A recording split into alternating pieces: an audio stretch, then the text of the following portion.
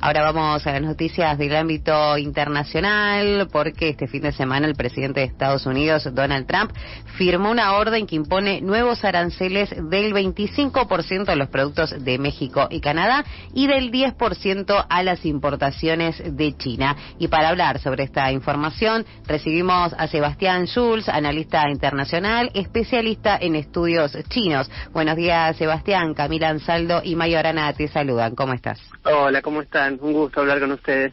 Igualmente.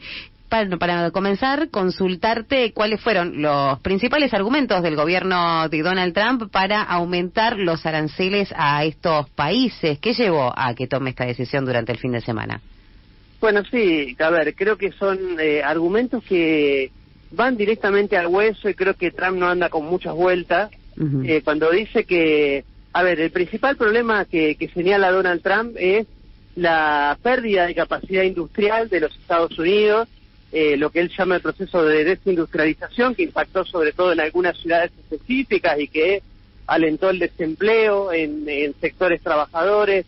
Él lo que le interesa es darle apoyo a la industria norteamericana, volver a reconstituir a Estados Unidos como potencia dominante, y para eso lo que está buscando en el caso de las sanciones es, por un lado, desalentar las importaciones, sobre todo de las empresas norteamericanas que se fueron, se deslocalizaron en México, Canadá, en China, entre otros países, sí. Y exigirles, mediante medidas económicas, que vuelvan a producir a los Estados Unidos, y por el otro lado, si esto no es así, volver a generar procesos de industrialización endógena, es decir, que lo que se produce afuera de Estados Unidos compra, se empiece a producir en los propios Estados Unidos.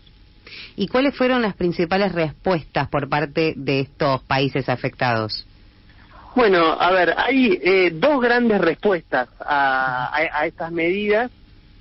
Por un lado, un grupo de respuestas, que es, digamos, lo que dijo Brasil de Lula o incluso Colombia, entre otros países, es nosotros vamos a responder con medidas similares, es decir, con sanciones y aranceles a productos norteamericanos. Ese es un grupo de medidas, y el otro, que es el que propone China y algunos otros países, es reclamos a la Organización Mundial del Comercio, es decir, que esta organización, que de alguna manera debería regular el comercio internacional, tome cartas en el asunto, porque estas medidas son ilegales, entre comillas, ¿no? Si hablamos de una supuesta legalidad internacional que no existe, pero no deberían ocurrir a nivel internacional.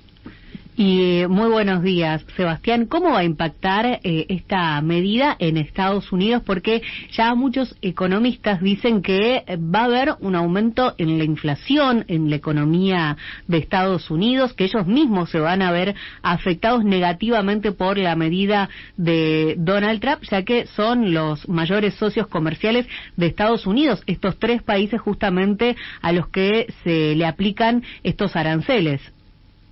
Bueno, a ver, todo depende de varios factores. Por un lado, hasta dónde está dispuesto Donald Trump a llevar adelante estas medidas, es decir, hasta dónde está dispuesto a sostener esta política de aumento de aranceles, teniendo en cuenta que es cierto, lo más probable es que en el corto plazo esto genere inflación. Si él está convencido que esto en el largo plazo va a generar el efecto que él desea, que es la relocalización de empresas o la industrialización endógena, él podría no importarle que a corto plazo genere inflación si a largo plazo genera estos efectos. Por otro lado, también cuál es la respuesta de la mayor parte de los países, porque no todos los países están igualmente preparados para sufrir este impacto, es decir, que se reduzcan sus ventas a los Estados Unidos, teniendo en cuenta que Estados Unidos todavía es socio comercial primero, segundo, tercero de muchos países. ¿Los países ceden en esta política o no? Yo creo que, a ver, el principal destinatario de estas medidas es China, es el primer socio comercial de los Estados Unidos. Estados Unidos tiene un déficit de 400.000 millones de dólares con China, y es donde se han relocalizado la mayor parte de sus empresas. Entonces yo creo que cómo se resuelva esta discusión es, cómo van a ser los efectos en la economía doméstica norteamericana. ¿Y cuál es la respuesta de China? Sabemos que Canadá y México ya han respondido justamente a esto que entendemos se va a aplicar desde el día de mañana, y China ha respondido. Bueno, a ver, China dijo que, como decía antes, ¿no?, que va a recurrir a la OMC por un lado, es decir, que no va a aplicar contramedidas. A China no le interesa una escalada en este conflicto comercial, porque también podría ser perjudicial para su economía si esto explota en el corto plazo. Yo creo que China lo que va a buscar es volver a negociar un acuerdo comercial como fue el de la fase 1, con aquel Donald Trump que de 2020, enero de 2020, que después se cortó luego de iniciada la pandemia y luego, bueno, con la derrota de Trump. Que el acuerdo fase 1 era prácticamente que China se comprometía a comprarle a los Estados Unidos más alimento, más energía, ¿no?, que es lo que Estados Unidos le vende principalmente a China. Digamos, yo creo que China no tendría problemas en eso. También a China le resuelve un problema, que es abastecerse de alimentos y de energía. Y por el otro lado, bueno, yo creo que, a ver, Trump tuvo un gesto importante con China, hay que ver cómo se le hizo en el país asiático, que es la decisión de dejar de proveer armamento y ayudas económicas a Taiwán. Esto habla de bueno, un retiro, si se quiere, se podría decir, del apoyo de Trump a Taiwán, que podría ser visto con buenos ojos por China como una forma de iniciar negociaciones en otros términos.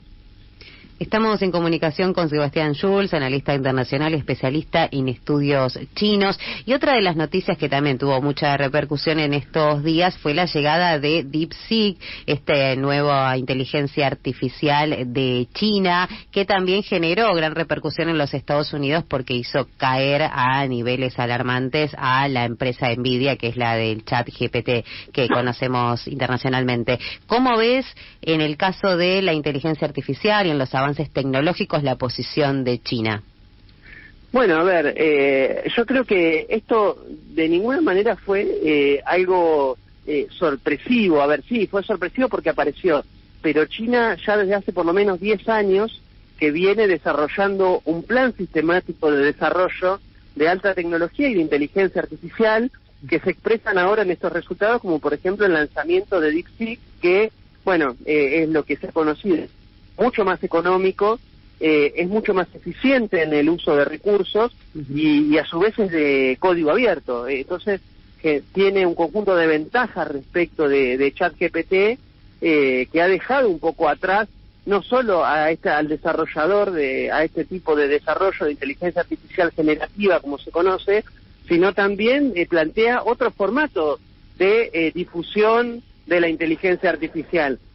Ahora, a la par de DeepSeek, se han lanzado otros desarrollos, como por ejemplo los de Alibaba, los de Tencent, incluso Huawei o TikTok, que también han presentado modelos, no sé si similares, pero sí que van en línea con el desarrollo de DeepSeek. Entonces, bueno, yo creo que esto marca un salto cualitativo respecto de una disputa que es estratégica en el siglo XXI, que es la tecnológica, ¿no? Cómo se resuelva esta disputa, de alguna manera, va también a impactar en cómo continúe este proceso de redistribución del poder global.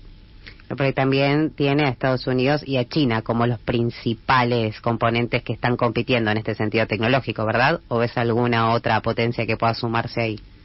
No, a ver, en términos de Estado-Nación se destacan, por supuesto, Estados Unidos y China, si bien la India tiene un desarrollo incipiente, también en alguna medida Rusia, pero van muy por detrás de los desarrollos norteamericanos y chinos. Yo creo que la particularidad que muestra esta disputa es el rol que tienen las grandes corporaciones de las telecomunicaciones, porque todas estas empresas, tanto ChatGPT, que usa servidores de Microsoft, o Google, o Facebook, o lo mismo DeepSeek, TikTok, son empresas privadas, digamos, que muchas de ellas tienen intereses que no van en línea al Estado-Nación en el cual les hace de paraguas, sino a sus propios intereses. En el caso norteamericano es más patente, en el caso de China la particularidad es que estas empresas, si bien son privadas, están fuertemente reguladas por el Estado Nacional, no solo en su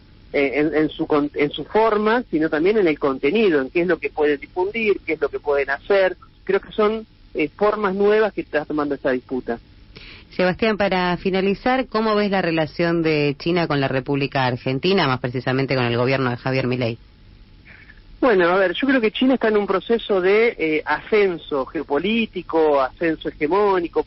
No sé si hegemónico en un sentido al igual que el norteamericano, pero sí está en un proceso de volver a ocupar un lugar que ocupó por lo menos hasta 1800 de una de las principales potencias mundiales. Y este es un proceso de largo plazo, digamos. China se propone ser un país plenamente desarrollado hacia 2049. Es decir, China está mirando más allá de las disputas coyunturales que está habiendo hoy en el orden internacional.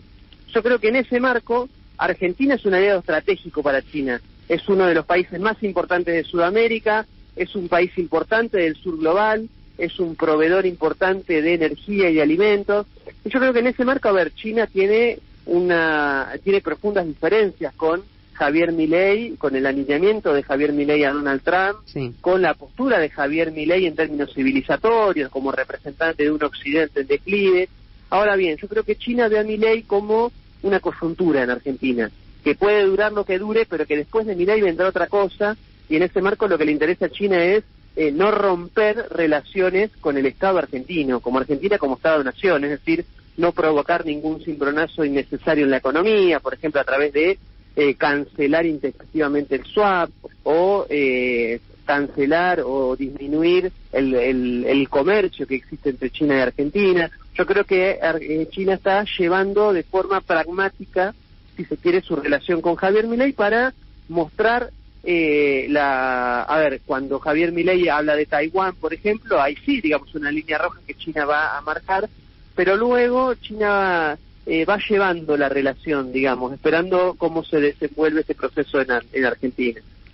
Muy claro el panorama. Te agradecemos, Sebastián, esta comunicación. Bueno, muchas gracias a ustedes. Buenos días. Hablamos con Sebastián Schulz, analista internacional, especialista en estudios chinos en Radio Sputnik. Seguimos en una mañana por descubrir hasta las 10 de la